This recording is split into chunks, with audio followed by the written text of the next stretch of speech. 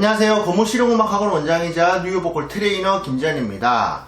열심히 연습을 하는데도 불구하고 시험을 보는데 떨어진 경험 있으시죠? 무엇이 문제인지 모르고 계속 반복만 하고 있지는 않나요?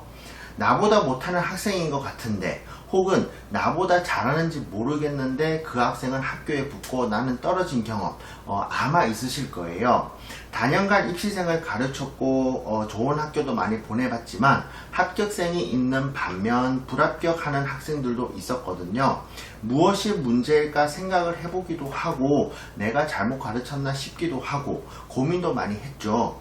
그러다가 실용음악과에 강의를 나가게 되었고 저에게는 어떤 학생들이 합격하는지, 요즘은 어떤 정도의 실력을 갖춰야지 합격을 하는지, 그러한 학생들을 대면할 수 있는 절호의 기회라고 생각을 했고, 그래야 저에게 배우는 입시생들이 조금이라도 도움을 받을 수 있고 저도 도움을 줄 수가 있고요. 그렇게 생각을 했었습니다. 그러다가 몇 가지 아주 명확한 이유를 알게 되었고, 그 이유를 알고 난 뒤에는 10명 중 8명이 합격하는 합격률로 유지를 하고 있고요. 즉 80%의 합격률이죠. 불합격생들이 하는 행동들을 제가 하나씩 말씀을 드려보도록 하겠습니다. 첫 번째로는 내가 좋아하는 연습만 한다는 거예요. 두 번째로는 내가 좋아하는 노래만 한다는 거고요. 세 번째로는 연습량이 턱없이 부족합니다. 네 번째로는 흔하지 않는 노래를 한다고 우쭐대는 학생도 간혹 있더라고요. 다섯 번째로는 노래방을 자주 가요. 내가 좋아하는 연습만 하는 학생들은 결국 자신의 단점을 고치지 못하고 시험장으로 가고, 물론 그 연습을 안 하고 단점이 고쳐지는 경우도 있겠지만 많은 경우에는 시험장에서 기복으로 다시 돌아온다는 거, 그걸 말씀드릴 수가 있겠는데, 예를 들어서요, 8분의 6박자 연습을 시켰는데 완벽하게 연습하지 않고 시험을 보러 가게 되면은 나도 모르게 4분의 4박자의 느낌이 나와서 반주와 박자가 맞지 않는, 뭔가 하나가 되어 굴러가지 않고 따로 노는 그러한 느낌을 줘서 이제 불합격하는 경우도 있더라고요. 박자 연습은 지루하거든요.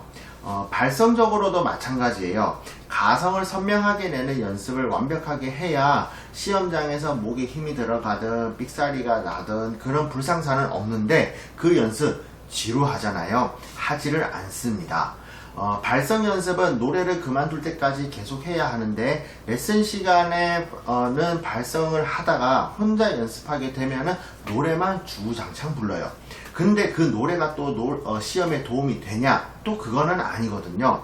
자신이 좋아하는 노래만 해요. 또 그 노래가 시험 칠 때 도움이 될 수는 있거든요. 왜냐면은 예를 들어서 좋아하는 가수가 스티비 원더라서 스티비 원더의 노래를 주구장창 불렀다 하면은 스티비 원더가 가지고 있는 장점을 연습할 가능성이 많기 때문에 시험장에서 그거를 뽐낼 수가 있고, 그러면은 합격을 할 수가 있지만 대부분은 그렇지가 않죠.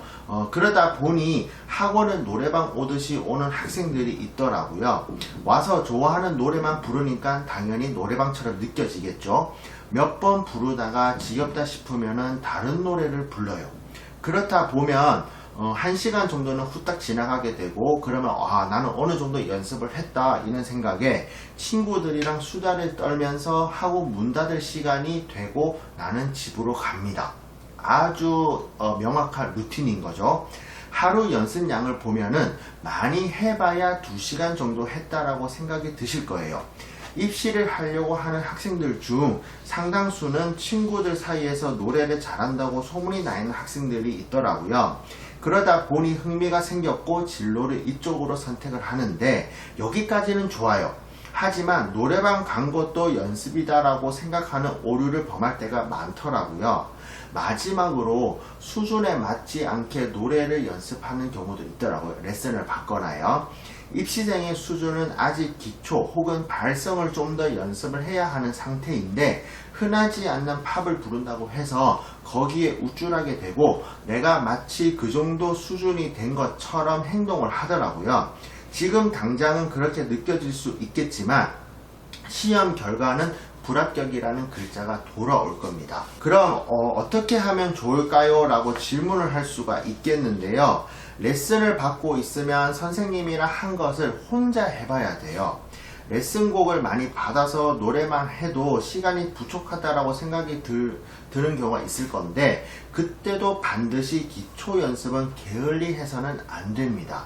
두 번째로는 노래 연습을 할 때 어떻게 하는 것이 좋을까요? 라고 물어볼 수가 있는데요. 입시로서 노래 연습은 두 가지 방법으로 연습을 할 수가 있어요. 첫 번째로는 한 곡만 연습을 하는 거, 시험장 갈 때까지요. 두 번째로는 여러 가지 곡을 연습을 해서 그 중에 한 곡을 고르는 거예요. 시간이 많으면은 두 번째 방법으로 이제 할 수도 있고, 시간이 적으면은 이제 첫 번째 방법으로 할 수도 있겠다라고 생각을 할 수도 있겠지만, 그리고 그 생각이 맞아요. 자신이 생각을 했을 때 실력 향상에 걸리는 시간이 오래 걸린다 싶으면은요, 첫 번째 방법으로 하는 것이 좋습니다. 그렇게 해서 우선 합격을 하고 난 뒤에 그 다음에 실력 향상을 위한 연습을 하는 것이 좋으니까요. 세 번째로는 입시를 준비하다가 힘들면 어떻게 하면 됩니까? 라고 물어볼 수가 있겠는데요. 누구나 힘들거든요. 힘들다라고 생각 들기 전에 컨트롤을 하는 것이 중요한데, 저 같은 경우에는 다니는 학원에서 연습을 하다가 시간별로 빌리는 연습실에서 연습을 해본 적도 있어요. 매너리즘에 빠지지 않기 위해서죠. 늘 한 군데서 하는 것은 좀 지겹다는 생각이 들잖아요. 아니면 잘 된다라고 생각이 드는 날에는 오히려 일찍 가버려요. 그러면은 그 다음 날에 또 하고 싶은 마음이 생기더라고요. 이렇게 해서 내 자신을 스스로 컨트롤하는 경험이 있었습니다. 시험이라고 하는 거에는 합격과 불합격 두 개가 있죠. 어떤 시험이든 마찬가지겠지만은 합격생보다 불합격생이 좀 더 많을 거예요. 그래서 합격이라는 단어가 달콤한 단어일 수도 있겠는데요. 적어도 내 자신 스스로가 어떠한 실수, 어떠한 게으름 때문에 시험을 불합격하는 그러한 경우는 되도록이면 안 만드는 것이 좋고요. 이 시험을 합격한다고 해서 내가 오랫동안 음악을 한다라는 보장이 없기 때문에 짧은 시간, 그리고 한정되어 있는 시간에 짧고 굵게 끝내버리고 해치워버린다는 생각으로 하시는 게 좋아요. 질질 끌어봤자 어떠한 또 나태함이 또 있을 수가 있고요. 그 다음에 좀 포기를 하는 그런 경우가 있을 수 있으니까요. 짧고 굵게 가는 것이 좋습니다. 그럼 저는 다음 시간에 다른 주제의 영상으로 찾아뵙도록 하겠습니다. 감사합니다.